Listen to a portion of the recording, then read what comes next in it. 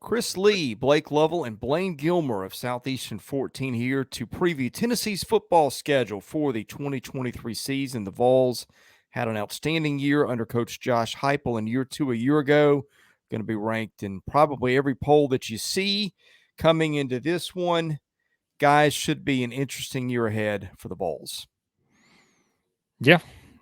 Should be an interesting year. Obviously, want to build off of what they did last season. And I think the schedule is one that sets up, I guess, nicely. I mean, here in the SEC, I don't know. Sometimes it's hard to say anything's just perfect when you are in this league. But I think they've got the way their schedule is set up. Let me put it this way. I think that it at least fits pretty well in terms of just the way kind of the ebb and flow of your schedule. I think it sets up nicely for the Vols. And they are a team that is going to have to replace some players, as we know, especially some of those guys, offensively that really just help turn things around for the entire program. And it's going to be interesting to see kind of how they adjust to that. Obviously Joe Milton is going to have a lot on his shoulders right off the bat, and yeah, we'll see how things unfold for the Vols. So it is going to be a tale of two halves of this schedule, and we'll break that down more. But a murderer's row there in the middle with the physicality of some teams that you're going to be playing, especially up front. The good news is it starts off with a home game.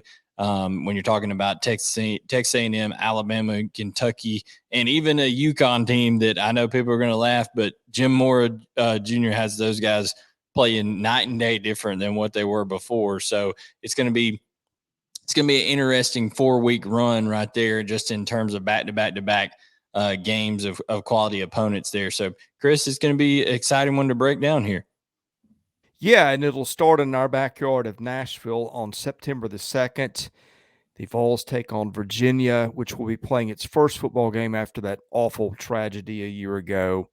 And then Austin Peay, which should be a pushover of an FCS team. So the Vols, in any reason Tennessee doesn't start out 2-0. And oh, by the way, we do a composite between about 5 sources. They rank all the teams 1 to 133. Virginia checking in the composite that we've assembled to this point at number 80. So Virginia is not expected to be a top half of the FBS team by the people we're looking at this moment.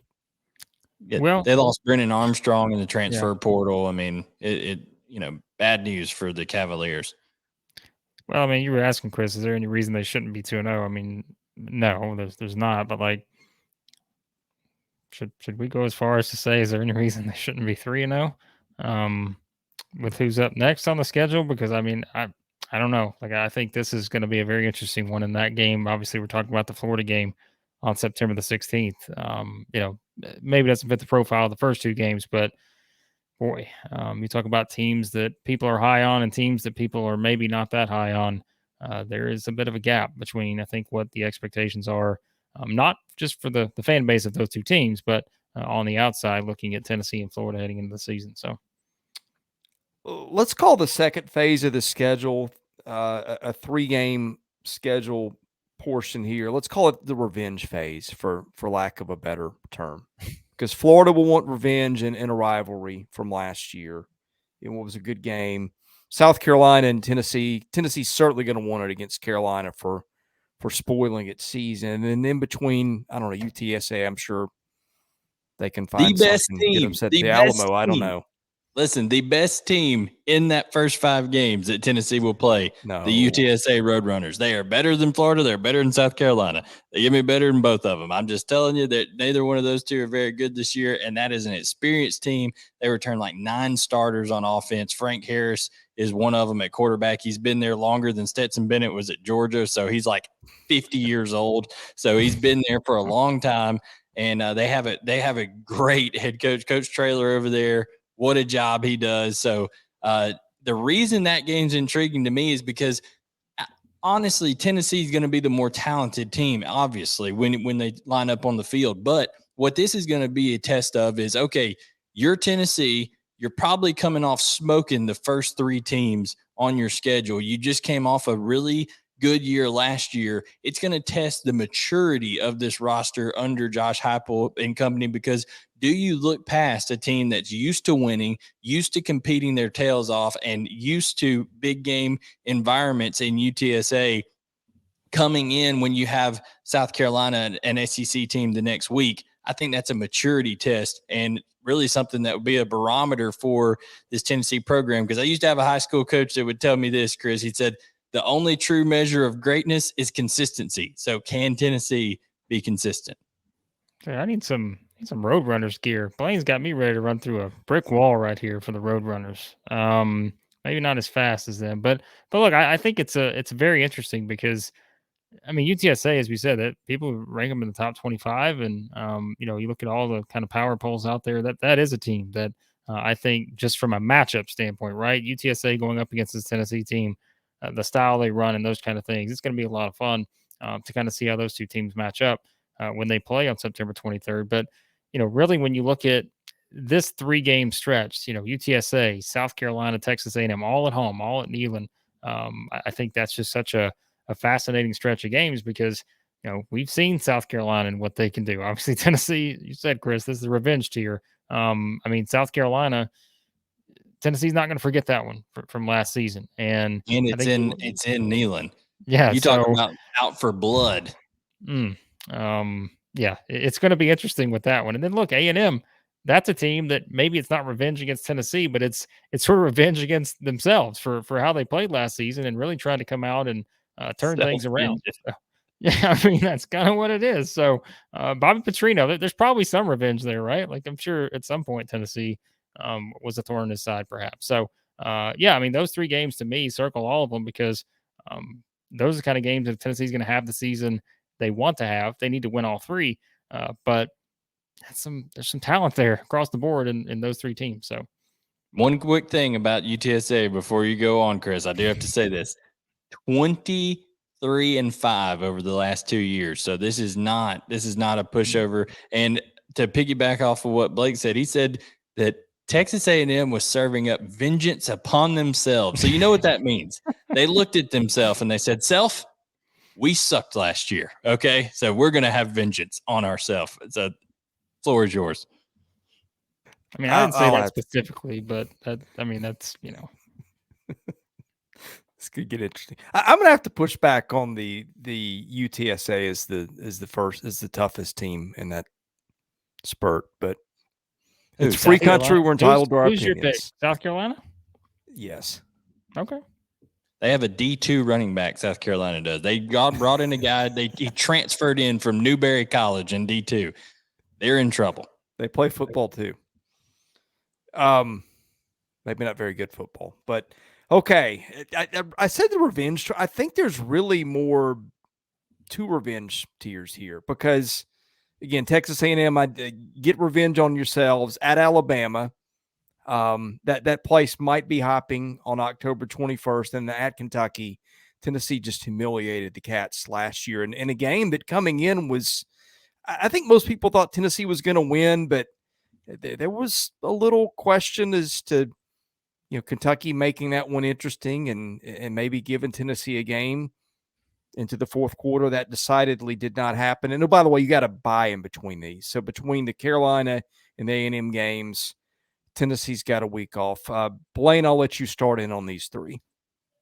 Yeah, I mean, I think having that Texas A&M game at Neyland is huge. That's just an unbelievable atmosphere up there at Neyland, and that's big. So especially coming off a bye with a team where Texas A&M's strength is going to be their front on defense, and you're going to see Joe Milton and company out there. They're going to have the weapons at receiver like they've had, but Tennessee, people forget, even last year, they want to run the football. So that is big for them to get started early. I think that's big for them to have that at home. Then we know what that Alabama game is going to mean at Tuscaloosa. You talked about revenge. I like Kentucky a lot.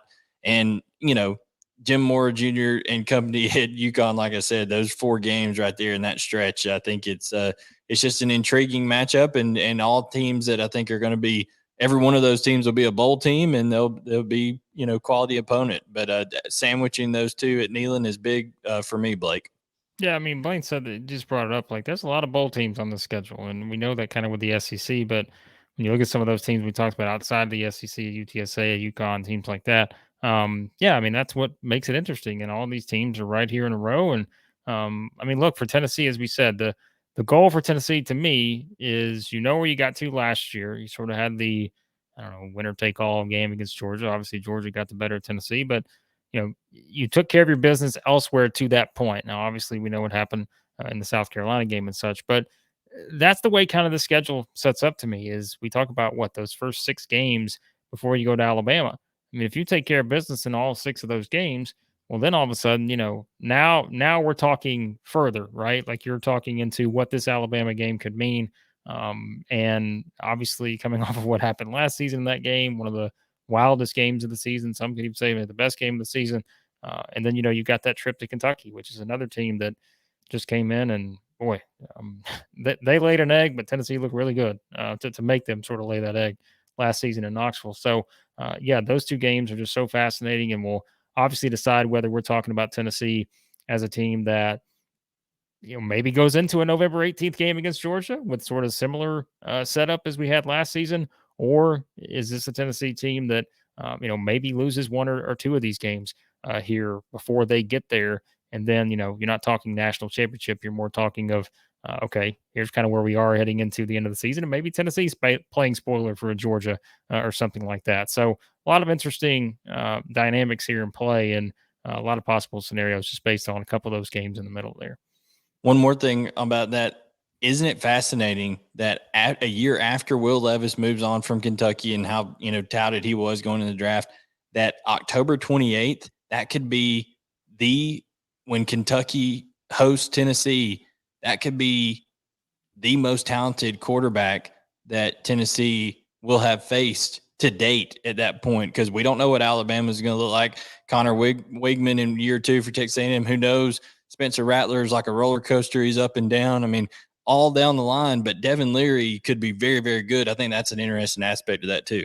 Yep. I'll tell you one that I think is interesting. I'm going to do this as a standalone. The matchup at Missouri. I think Tennessee scored about 214 points the last 2 years against Missouri. And maybe that's just as simple as it's an awful matchup for Missouri for whatever reason. But Missouri played darn near everybody else close last year. I'm very interested to see in Columbia, is this just the Vols have got a thing for Missouri and it happens again, or is it more reverting to the mean of what Missouri did against just about everybody else a year ago? I'll start with you, Blaine. To your point, Missouri, and I've said this on other videos, they played Georgia better than any team in the country last year. Should have beat them. Should have beat Georgia there in Como.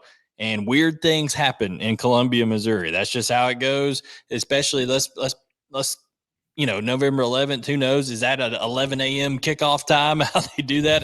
Who knows what that game's going to be? Because if it is, that is a weird place to play a football game at, or it could be a night game, and that may be even weirder. I don't know. So, and with what is on the line and what could be on the line the next week at Neyland, the excitement there, yet again, 2 games that are going to test the maturity of Tennessee this year, Chris. It's September 23rd when they host UTSA, and it is November 11th on the road, Blake. These are 2 games that you're going to find out how mature this Tennessee team is.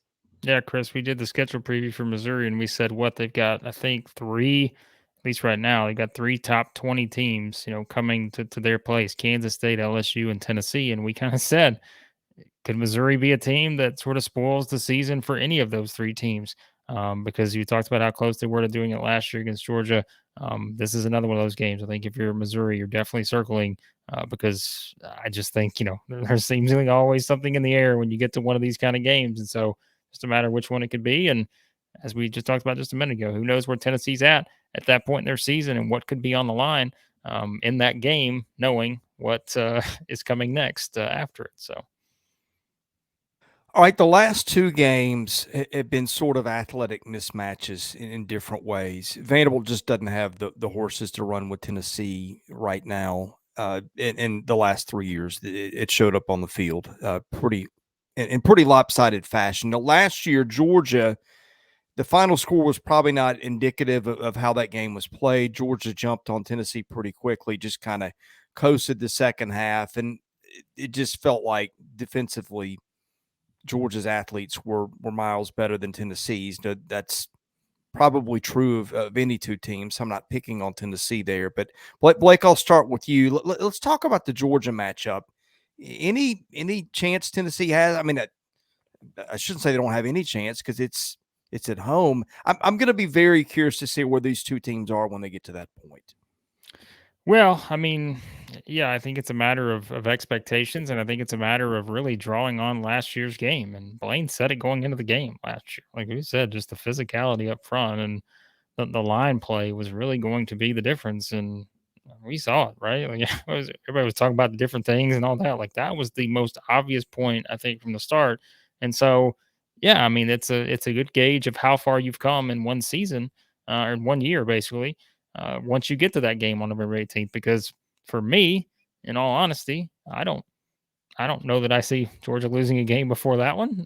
So I think really it's just a matter of looking at it from Tennessee's standpoint, and that's like I said earlier, and Blaine said it multiple times now with this Tennessee schedule.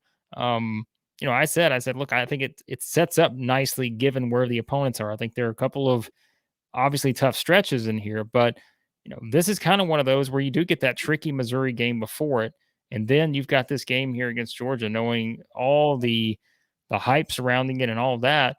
Yeah, it's interesting to me because who knows? Maybe the script flips this year, and South Carolina played the spoiler role on Tennessee last year. Maybe Tennessee's the one playing the spoiler role on Georgia this year. Who knows?